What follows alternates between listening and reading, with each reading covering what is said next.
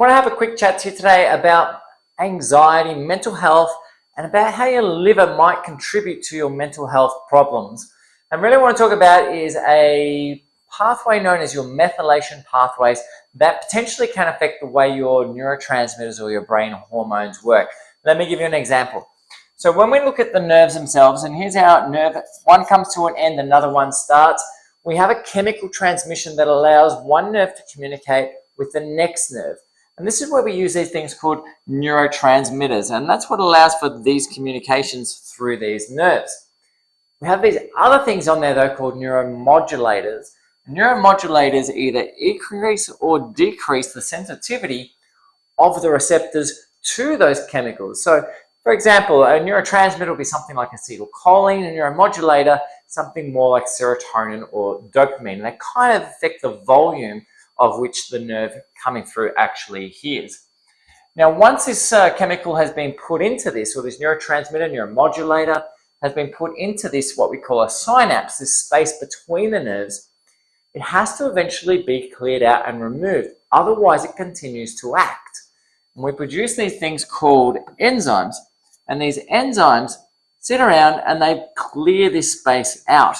They remove that neurotransmitter, move the neuromodulators out, clean the area up so the brain can actually, or the nervous system can reset for the next task. Now the interesting thing is these enzymes and the production are regulated by a substance known as CH3, or your methyl groups. And these methyl groups bind to histamine tails on your genetics, basically allow for your genes to produce or not produce proteins that eventually lead to enzymes. So as we end up with an increase in production of these CH3 groups, we alter the production of these enzymes, and the net result is that we have more of these neurotransmitters and modulators laying between the nerves, so therefore we have more effect. In short, these methyl groups act as our natural antidepressants. And they're really critical for general health and well-being in other areas as well. So this pathway and this mechanism is primarily occurring in your liver. And really what it is, it's the conversion of a substance known as homocysteine to methionine and back to homocysteine. And the only difference between those two from a chemical perspective is that methyl group. So we take homocysteine, we add CH3 to it, and as we add it, it becomes methionine, and then the methionine gets broken down and releases the CH3 group to where we need it. Now you may be asking, well, why don't we just use the CH3 to begin with? Why do we need to put this through the pathway? Well, the simple answer to that is we need to be able to regulate its release. When we release it, when we use it, when we don't use it. So we need this pathway to do that.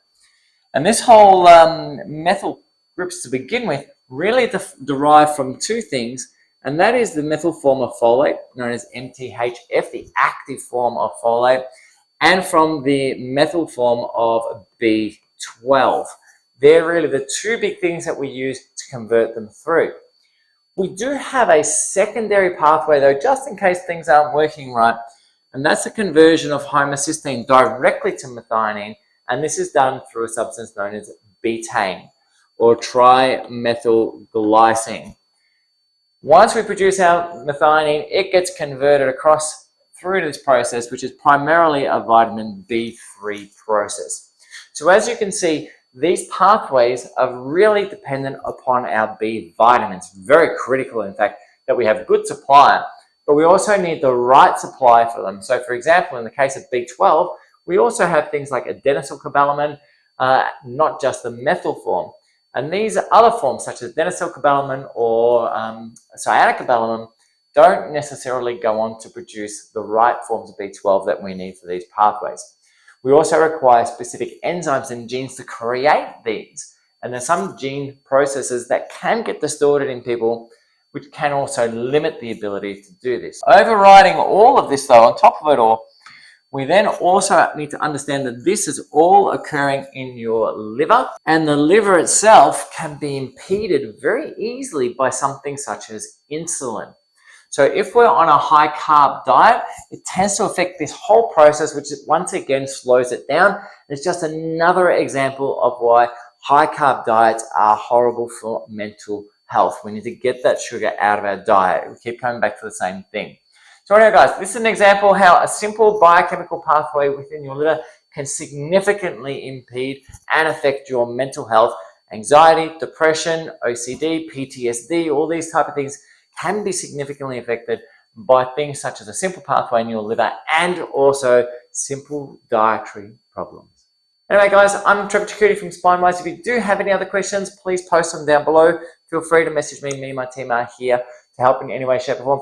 If you are suffering with anxiety, depression, and you do need some help and you want some guidance as to where to go, please just type down anxiety and our team will get straight back to you with some tips that you can use to get yourself back on track. Alright, guys, for now, I'm Trev from SpineWise and we'll see you in the next vid. Bye for now.